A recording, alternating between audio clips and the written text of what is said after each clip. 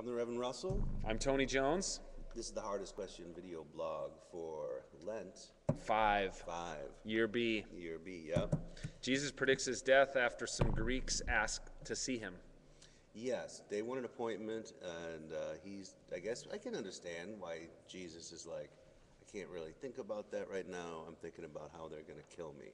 Yeah. It's understandable. Right, and so our blogger this week is Leah Scholl, and she asks if Jesus is predicting his own death, is he in line with, MLK, with Oscar Romero, with other martyrs who've who says, given this situation the way it is, I will probably end up getting killed. For the sake of the revolution. For the sake of the revolution. And what's interesting is that very famous quote from Albert Schweitzer's book, The Quest for the Historical Jesus, says, Jesus was an apocalyptic rabbi who threw himself on the wheel of history in order to stop it. Yeah, right. Only to be crushed by it. Right. And it's this kind of like he sacrificed himself for the sake of a movement. Yeah.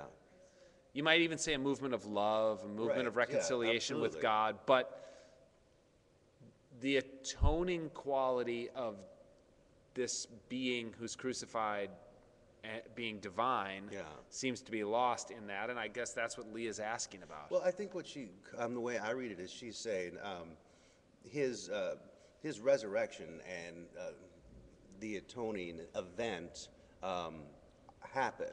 Right. It's just a matter of fact, did Jesus know that his death was going to result in this resurrection and atonement? And the atonement for sins. And does it matter if he didn't know that? Yeah, it doesn't matter if he didn't know that, if he just thought he was a revolutionary. Well, I think it's an interesting question, right? I've never really been convinced that Jesus had much sense of his own divinity.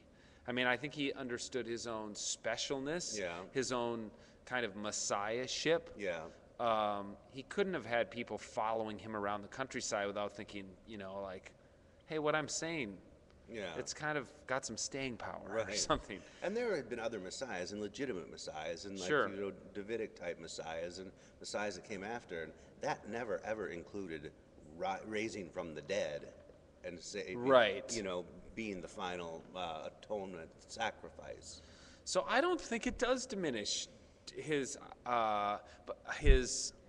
predictions of his own death or the importance of his own death in his own mind. In his own mind. To not know that he was the atonement. But it does, maybe is it just my residual evangelicalism? It makes me a little queasy to to equate Jesus with MLK. Yeah, because I'm not a very good follower. And following I'm suspicious of charismatic leaders.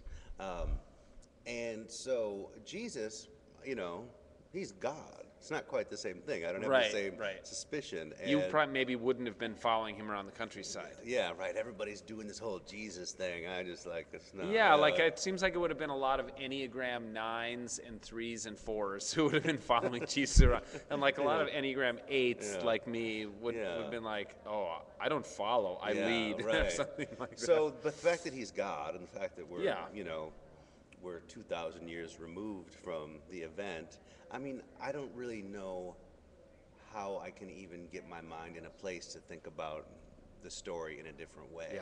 Yeah. So I think it's a really interesting question, though, to ask. Yeah, it's a good one. And we'd love to hear how you think about this passage and how you preach it or how you're thinking about it as you comment on the website this week. Thanks. Yep.